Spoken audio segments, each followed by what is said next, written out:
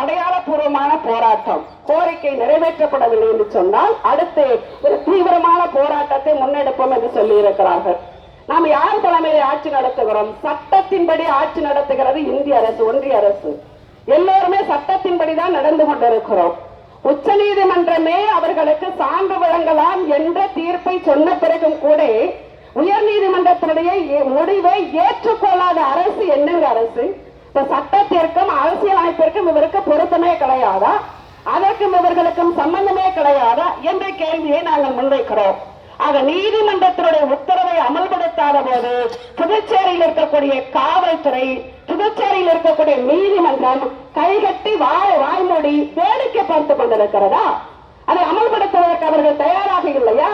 ஒரு இருசக்கர வாகனத்தில் ஹெல்மெட் போடாமல் என்னுடைய தம்பி பயணம் செய்து விட்டால் அவன் வாகனத்தை பிடிக்க முடியும், அவன் மீது வழக்கு போட முடியும், அபராதம் போட முடியும். ஆனால் நீதிமன்றத்துடைய உத்தரவை மீறுகிற இந்த அரசின் மீது நடவடிக்கை எடுப்பதற்கு இந்த நீதிமன்றம் ஏன் மேல்முறையீடுக்கு சென்று உச்ச நீதிமன்றம் வரை செல்வதற்கு இவர்கள் தயாராக இல்லை என்ற கேள்வி இருக்கிறது. ஆக இன்றைக்கு நீதிமன்றத்தை அவமதித்த வழக்கை நாம் என்ஆர் காங்கிரஸ் அரசாங்கத்தின் மீது, கூட்டணி அரசாங்கத்தின் மீது நீதிமன்ற அவமதிப்பு வழக்கை எங்கள் அமைப்புகளின் சார்பாக இன்னும் சில தினங்களில் நீங்கள் அமல்படுத்தவில்லை என்றால் மேல்முறையீட்டுக்கு செல்வோம். இது யதார்த்தம், செய்வோம் என்பதை உத்தரவாதப்படுத்துகிறோம். இன்னொரு வருத்தமான விஷயம், இது ஒண்ணு ஜாதி சான்று, இரண்டாவது எங்களுடைய தோழமைகள் பேசுகிற போது எனக்கு மெய்சில் இருக்கிறது, பாலின சமத்துவம் கேள்விக்குறியாக்கப்பட்டிருக்கிறது. ஒரு வீட்டில் இருக்கக்கூடிய ஆண் குழந்தைக்கு சான்று கொடுப்பார்கள், அவர்கள் படிப்பார்கள், படித்து முன்னேறுவார்கள். அந்த குடும்பத்தில் இருக்கக்கூடிய பெண் பிள்ளைகளுக்கு ஜாதி சான்று கிடையாது. அவர் பள்ளிக்கூடம் போக முடியாது, காலேஜ் போக முடியாது, மேல் படிப்புக்கு போக முடியாது என்று சொன்னால் ஆண் பெண் சமத்துவத்தை ஐக்கிய நாடுகள் சபை ஏற்றுக்கொண்டிருக்கிறது. அரசியல் அமைப்பு சட்டத்தை 1950 நாம் ஏற்றுக்கொண்ட பிறகு அதை அமல்படுத்த இந்திய நாடு துவங்கிய போது அந்த அரசியல் அமைப்பு சட்டம் சொல்லுகிறது, பிறக்கும் குழந்தை ஆனா பெண்ணா என்ற வித்தியாசம் கிடையாது, பாலின வித்தியாசம் மட்டும்தான் இருக்கும், ஆனால் அனைவரும் பிறப்பால் சமம் என்று எழுதப்பட்டிருக்கிறது. மரியாதைக்குரிய அம்பேத்கர் அவர்கள் அரசியலமைப்பு சட்டத்தை உருவாக்குவதற்கு முயற்சி எடுக்கிற போது கடுமையான சிக்கல்களை எல்லாம் சந்தித்தார். அன்றைக்கு RSS இந்து முன்னணி கைவர்கள் பெண்கள் குறித்து இருந்த கோட் என்று சொல்லுகிற அந்த வடிவத்தை, அந்த பகுதியை எழுதுவதற்கு அனுமதிக்க மாட்டேன் என்று சொன்னார்கள். அதை எழுதுவதற்கு அவர் முயற்சித்த போது அதற்கு தடையாக அன்றைக்கு ஜவஹர்லால் நேரு அரசாங்கம் ஊக்கப்படுத்துவதற்கு கையாளாகாமல் நின்றபோது சட்டத்துறை அமைச்சர் பதவியை கூட ராஜினாமா செய்துவிட்டு மீண்டும் பொறுப்பேற்றுதான் அந்த அரசியலமைப்பு சட்டத்தை நிறைவேற்றி இருக்கிறார்கள், எழுதியிருக்கிறார்கள்.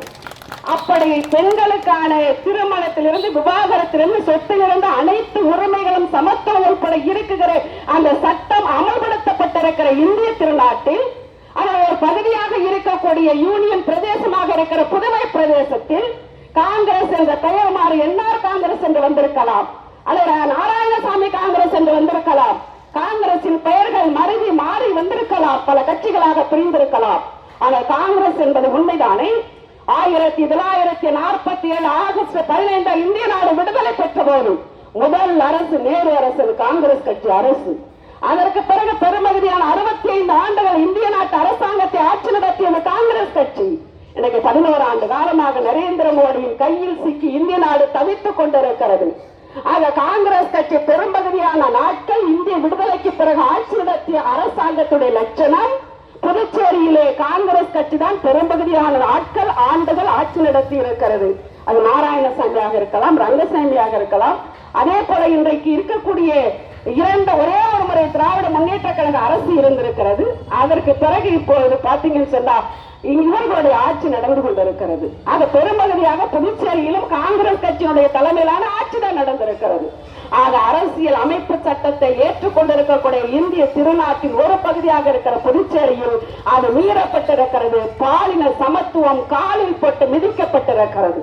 தேர்தல் நேரத்தில் பார்த்தால் ரங்கசாமி நம்முடைய மூதாட்டிக்கு சோறு ஊட்டுவாரு, அவங்க காலில் கும்பிட்டு கீழே விழுந்து காலில் கும்பிட்டு அவர் வாக்குகளை கேட்பாரு, கையை பிடித்து அழுவாரு, உங்களுக்காக தான் நான் இருக்கேன், நான் பெரிய தியாகி என்று சொல்லுவாரு. ஆனால் தேர்தலிலே வெற்றி பெற்ற பிறகு இன்றைக்கு அவர்களை எல்லாம் மறந்துவிட்டு ஒரு பெண் குலத்திற்கு இழிவு செய்கிற ஒரு அரசாக புதுச்சேரி அரசு இருக்கிறது என்ற குற்றச்சாட்டை ஒட்டுமொத்த இந்திய நாட்டு பெண்களின் சார்பாக இந்த புதுவை பிரதேச அரசின் மீது குற்றச்சாட்டை நாங்கள் முன்வைக்கிறோம். ஆகவே உண்மையிலேயே இந்த அரசு பெண்கள் மீது அக்கறை கொண்ட அரசாக இருக்கும் என்று சொன்னால் ஆண் பெண் இருவருக்கும் ஜாதி சான்றிதழ் வழங்குவதற்கு நீங்கள் நடவடிக்கை எடுக்க வேண்டும். இல்லை என்றால் தீவிரமான போராட்டத்தை தமிழ்நாடு தீண்டாமை ஒழிப்பு இங்க இருக்கக்கூடிய புதுவை பிரதேச மக்களோடு சேர்ந்து பக்கத்தில் இருக்கிற தமிழ்நாடு அகில இந்திய அளவில் இருக்கக்கூடிய அனைத்து அமைப்புகளும் உங்களுக்காக எதிர்த்து போராடும் என்பதை இந்த நேரத்திலே நான் பதிவு செய்ய கடமைப்பட்டவர்கள். அவர்கள் கேட்பதெல்லாம் ஒண்ணுதாங்க. பக்கத்துல இருக்கிற தமிழகத்துல ஒரு சின்ன பிரச்சனை, இருளர்கள் சமூகம் எப்பயோ பிறந்தது, அவருடைய வாரிசுக்கு சர்டிபிகேட் கிடைக்காதுன்னு ஒரு பெரிய பிரச்சனை இருந்தது. அங்க இருக்கக்கூடிய மலைவாழ் மக்கள் சங்கம் ஒரு கடுமையான போராட்டத்திற்கு பிறகு இன்றைக்கு அந்த ஜாதி சான்றுகளை பெறுவதற்கான அனைத்து முயற்சிகளும் அங்கு எடுத்துக் கொண்டிருக்கிறார்கள்.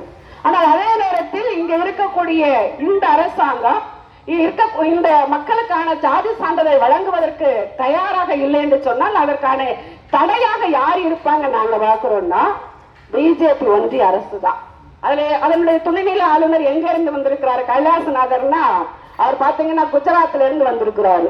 இப்ப குஜராத் மாடல் அரசுன்னு முதல்ல சொன்னாரு, குஜராத் மாடல் அரசு விட்டுட்டாரு, இப்ப உத்தரப்பிரதேச மாடல் அரசுங்கிறாரு.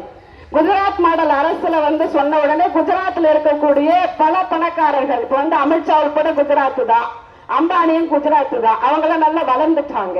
இப்ப என்னன்னா உத்தரப்பிரதேசத்துல இருக்கக்கூடிய பிஜேபியை வளர்க்கறதுக்கான கடுமையான முயற்சி எடுத்துட்டு இருக்கிறாங்க. சமீபத்தில் தேசிய பெண்கள் ஆணையத்தினுடைய ஒரு புள்ளி விவரம் என்ன சொல்லுதுன்னா இந்தியாவிலேயே அதிக பெண்கள் மீதான வன்முறைகள் நடைபெறக்கூடிய மாநிலம் உத்தரப்பிரதேசம், அடுத்து பீகார், மகாராஷ்டிரா, மத்திய பிரதேசம், ராஜஸ்தான், இது எல்லாமே பிஜேபி ஆளுகிற மாநிலங்கள். அங்கதான் பெண்கள் மீதான வன்முறைகள் அதிகம், அங்குதான் ஜாதிய ஒடுக்குமுறைகள் அதிகம். உத்தரப்பிரதேச மாநிலத்தில் ஒரு தலித் இளைஞனும் பிற்படுத்தப்பட்ட பெண்ணும் காதலித்து திருமணம் செய்து கொண்டதற்காக இருவரும் நிர்வாணப்படுத்தப்பட்டு 2 பேரையும் ஒரே மரத்தில் தூக்கி கழுகிலேற்றி படுகொலை செய்த மனித மிருகம் வாழக்கூடிய மாநிலம் உத்தரப்பிரதேச மாநிலம். அங்க இருக்கக்கூடிய ஜாதிய வன்முறையின் போது 2 பெண்கள் 2 பக்கமாக கயிற்றிலே கட்டி ஒரு மரத்திலே தூக்கி தலித் சிறுமிகள் பலியிடப்பட்ட மாநிலம் உத்தரப்பிரதேச மாநிலம்.